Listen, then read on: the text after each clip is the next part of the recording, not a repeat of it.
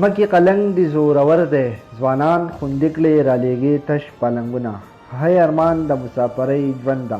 که یو طرف ته ورته د دوزخ نښه ویلې شوې ده نو بل اړخ ته په کور کلي کې هم د مسافرو کمې په هر ساعت د کور د لویو وړو او د کلي نورو ملګرو ته محسوسیږي بیا چې کله د انسان رزق په مسافرۍ کې ختم کړی شي او خپل وطن ته راوړی شي د کورنۍ سره سره د سیمې خلک هم په سلګو شي دا جنازه د 15 کلنه زلمی طاهر خان ولد بارم خان ده څوک چې 2 کاله مخکې د مهنت مزدورۍ دپاره د سعودي عرب شګلنې خاورې ته تللی و ولې د 2 جون د بجلۍ کرن د وجې په حق ورسېدو مرحوم د توصیف توفیق سجاد تره او عزیز الله عبید الله باری کرم کریم الله او کمال رور او عزتمن اصغر د ماما زوی و معاذ یوسفزی لایف نیوز مټه سوال مرګ مې لیده جانان مې نه پخلا کونا د حال ویلو زه مې نشتا د ګیلو ډک زړګې به تور له هتوړما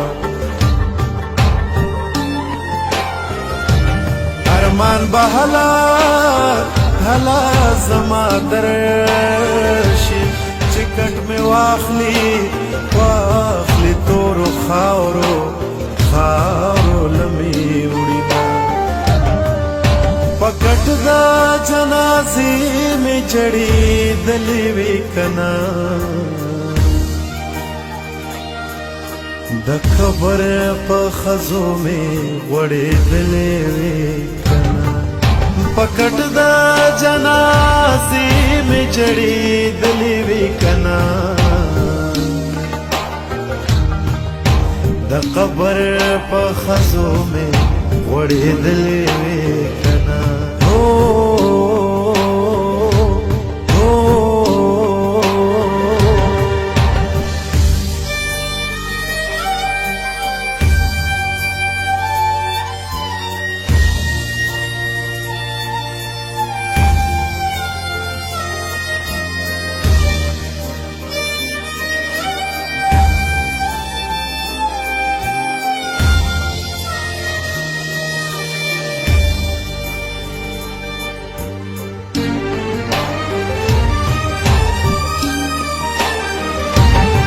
خاوند مرګ د ځوانۍ راکې چلوې واړه مې په دعا کې یاد وینا په زر کدن مې را حاضر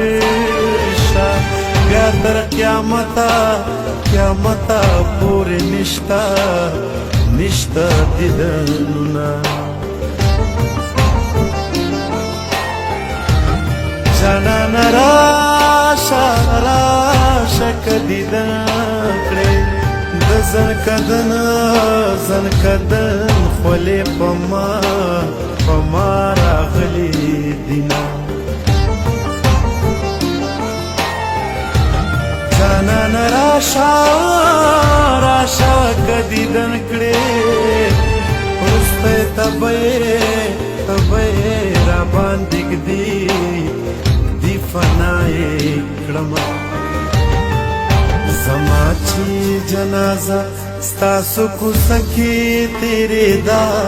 دا ووایه جانانه څه دې زړه کې تیرې ده زما چې جنازه ستاسو کوڅه کې تیرې دا ووایه جانانه څه دې زړه کې تیرې ده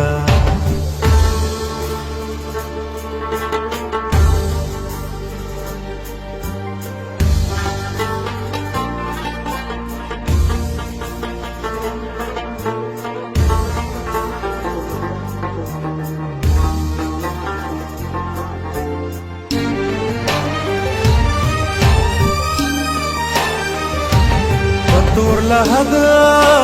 لحد کې بناري کړم د جانان مینه